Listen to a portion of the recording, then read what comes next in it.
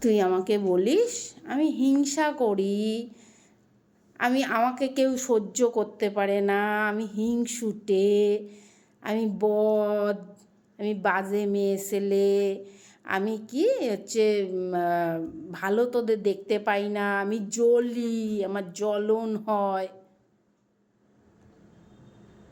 জ্বলন হবে কার জানিস তো? ওই তোর সাথে চারিধারে তোর ইদগিদ যারা মেশে তাদের জ্বলন হয় তোকে। তোর যারা খায়, তোর যারা কম বেশি খেতে পারে না, তাদের জ্বলন হবে। তুই তো একসময় তোর বরকে জিজ্ঞেস কর, আমার বর পয়সা দিছিল বলে তাও 2-4 দিন খাইছিলি একসময়। তুই আমার জ্বলন হয়?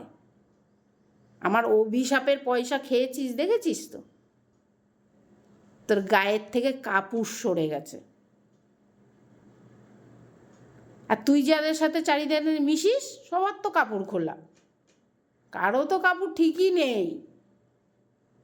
কারো বর 3-4টের সাথে শুয়ে বসে বেরিয়েছে, আমি আর বললাম না। তাদের তো চরিত্রের, ছেলের বন্ধুদের সাথে ঢলাঢলি কুলাকুলি। তোর সাথে মিশবে না তা কার সাথে মিশবে? আমার সাথে মিশবে, আমার খোঁজ নেবে। যারা আমাকে বিয়ের পিঁড়িতে বসালো, যারা আমার জীবনটাকে নিয়ে খেলা করলো, তারা আমার খোঁজ নেবে, তারা আমার ভালো মন্দ দেখবে, তারা আমার ছেলে মেয়েকে ভালোবাসবে। তোর ওই নাজায়েজ অলাদদের ভালোবাসবে। তোর ওই দুটোই না জায়েজ, তুই ভাবিস না ওগুলো জায়েজ।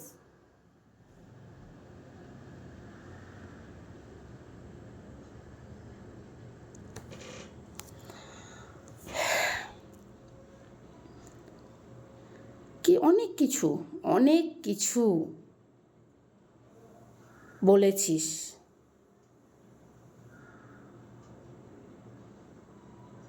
ওই যে ঠাকুর, একজন এক ঘর ভর্তি ঠাকুর, একজন এই যে তুই ঠাকুর কীর্তন করছিস, সব ফেরত পেয়েছিস তো?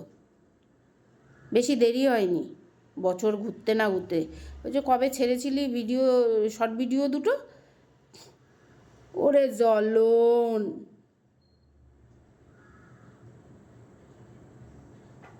দেখ এখন যদি গায়ে কিছু ঢেলে একটু, অনেক হিট তো, যদি অনেক কিছু পাওয়া যায় গায়ে ঢেলে, যদি একটু হিটটা কমাতে পারিস, তাও মনকে বুঝ দেবো যে সময় থাকতে পাপটা দূর হয়েছে।